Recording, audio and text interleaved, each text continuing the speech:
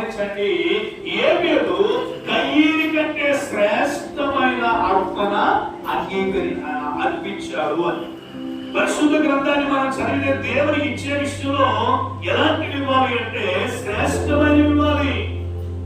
అవి ఏదో భూమి పట్టినవి, ఏదో చిరిగిపోయినవి, ఏదో గుట్టి అయినవి, ఏదో రోగము కలిగినవి కాక మనము దేవునికి ఇచ్చే ఏ అర్పణైనా కూడా ఎలాంటివి ఇవ్వాలంటే శ్రేష్టమైనవి ఇవ్వాలి. దేవునికి స్తోత్రం చెబుదాం. హల్లెలూయా. ఏవి శ్రేష్టమైనవి?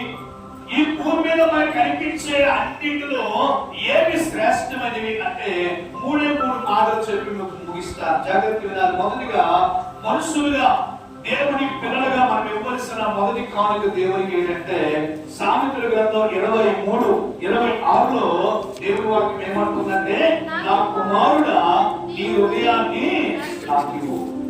దేవునికి మనం అర్పించవలసిన మొదటి కానుక ఈ కృతజ్ఞత అర్పణ కానుకల పండుగలో మనం కానుకలతో పాటు దేవునికి ఇవ్వాల్సిన కానుక ఏంటంటే మొదటిది మన హృదయాన్ని దేవునికి ఇవ్వాలి. మొదటిగా మన హృదయాన్ని దేవునికి ఇవ్వాలి. హృదయాన్ని దేవునికి ఇవ్వకుండా ఎన్ని కోట్ల రూపాయలు మీకు అర్పించినా, నీ హృదయాన్ని దేవునికి అర్పించకుండా ఎన్ని విలువైన వస్తువులు ఇక్కడ అర్పించినా ఆ కానుకు ఎటువంటి విలువ ఉండదే ఉండదు. కాబట్టి నీ హృదయాన్ని మొదటి దేవునికి ఇవ్వాలి. రెండోది గమనించాలి.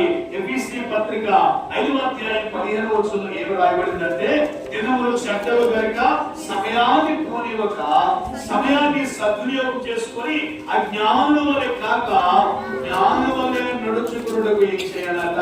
జాగ్రత్తగా చూసుకోమన్నాడు వాక్యంలో. ఇప్పుడు గమనించాలి.